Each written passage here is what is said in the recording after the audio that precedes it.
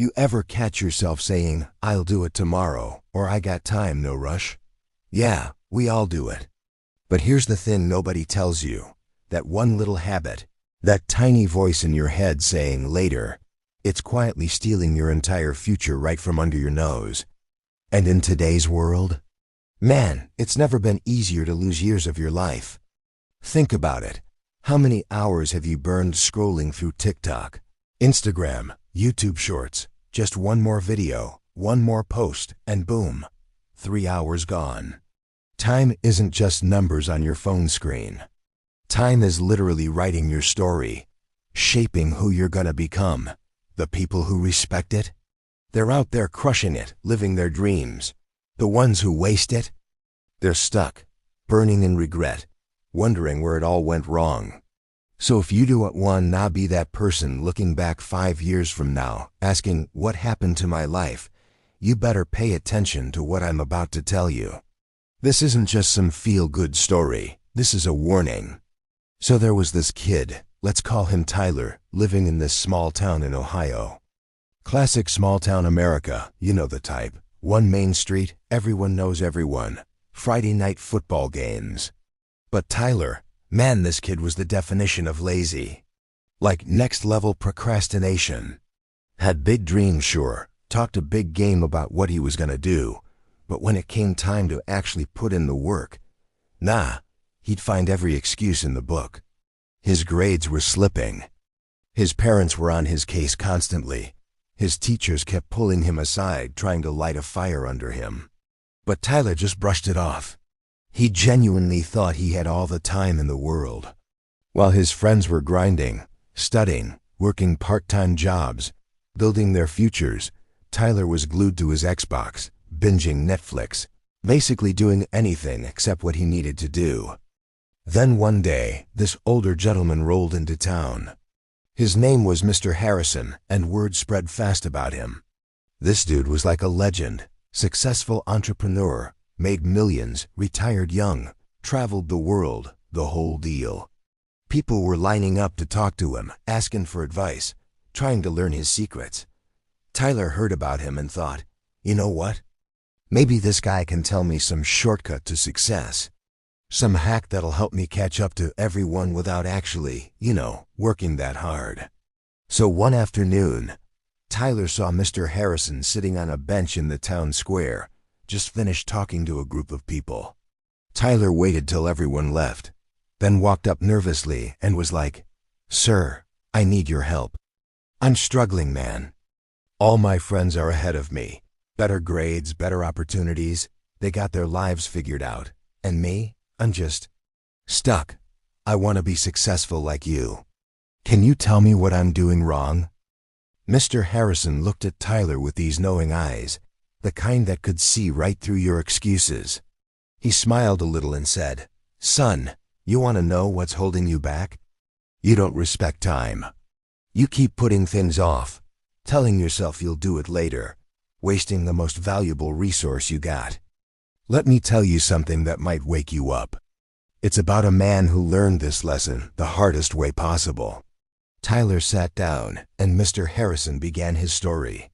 Years ago, there was this mayor of a big city. Let's call him Mayor Richardson. Great guy, really cared about his community, always helping people out, super respected. One day he's walking downtown, and he runs into this guy from his past, Robert, an old college buddy. They used to be tight back in the day, had similar opportunities, same education, started from the same place. But now, Robert looked rough. Worn out clothes, tired eyes, clearly struggling. The mayor was shocked. He invited Robert to his office, made him comfortable, and asked what happened. Robert just sighed, this long, heavy sigh, and said, "I don't get it, man. Nobody wants to hire me. Every job I apply for, they say I'm not reliable. They say I don't finish things on time, that I'm always late. People act like I'm worthless. I don't know what went wrong with my life." Mayor Richardson felt bad for his old friend. He thought for a minute, then said, "Robert, I'm going to give you one chance, a real opportunity to turn your life around.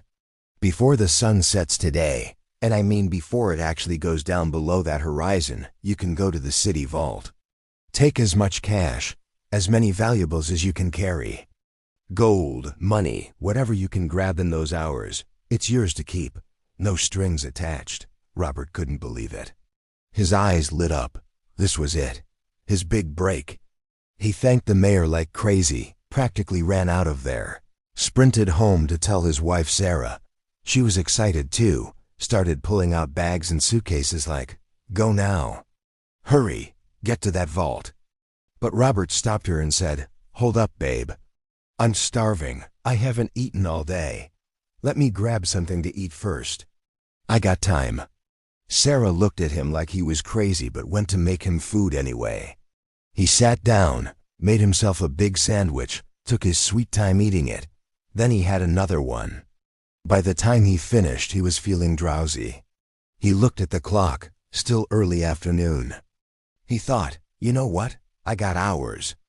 Let me take a quick power nap, then I'll head over there fresh and energized. He told Sarah he was going to rest for 30 minutes. She hesitated but figured, okay, 30 minutes, still plenty of time. Robert lay down on the couch and within seconds, he was out cold. But it wasn't 30 minutes. That dude slept for 2.5 hours straight. When Sarah finally shook him awake, he got annoyed. "Why'd you wake me up? It's still light out," he snapped at her. She just pointed at the clock. He looked around, grabbed some empty bags, and finally started walking toward the vault. But man, it was a hot summer day. The sun was beating down, and after about 10 minutes of walking, Robert was sweating like crazy. He spotted this nice shady tree in the park and thought, just 5 minutes. I'll cool down, catch my breath, then keep going. He sat down under that tree. The shade was perfect. A little breeze started blowing. And you can guess what happened next. His eyes got heavy. He told himself just rest the eyes for a second, but he passed out again. This time even deeper. He was dreaming about all the money he was going to have, buying a new house, new car, paying off debts, living the good life. When he finally woke up, his heart dropped. The sky was orange and purple. The sun was literally touching the horizon. He jumped up in full panic mode, bags flying everywhere, and started running toward the vault. His lungs were burning, legs cramping, but he pushed himself as hard as he could. By the time he got there, gasping for air, the sun had set. The massive steel doors of the vault were shut tight. Security guards were locking up for the night. Robert tried to explain, tried to beg them to let him in, but they just shook their heads. "Sorry, man, sundown was the deadline. You're too late." Robert just stood there on those steps, staring at those closed doors. Everything he could have had, all that money, that chance to change his entire life gone. Not because the opportunity wasn't real, not because someone stopped him, but because he didn't respect time. He chose comfort over action. He chose later over now. And it cost him everything. Mr. Harrison finished the story and looked at Tyler. The kid was quiet, really quiet. You could see it hitting him, that realization spreading across his face. He felt embarrassed, called out, but also grateful. He thanked Mr. Harrison, his voice kind of shaky, and promised he was going to change. For the first time in his life, Tyler understood that time doesn't wait for anybody. It doesn't care about your excuses, your plans to start tomorrow, I'll get to it eventually. Once it's gone forever. Tyler went home that day different. He started setting alarms, making schedules, actually doing his homework when it was assigned instead of the night before. He deleted half the apps on his phone. When his friends asked him to hang out and waste time, he'd say, "Nah, I got stuff to do." At first it was hard, really hard. But slowly, things started changing. His grades improved. His teachers noticed. His parents saw the difference.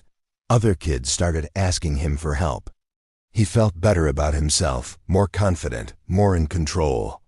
Within a year, Tyler wasn't that lazy kid anymore. He was the one people looked up to. Because here is the truth that most people don't want to hear. Time is the only thing you can never get back. You can make more money, you can make new friends, you can get another job, move to a new city, start over 100 times, but time?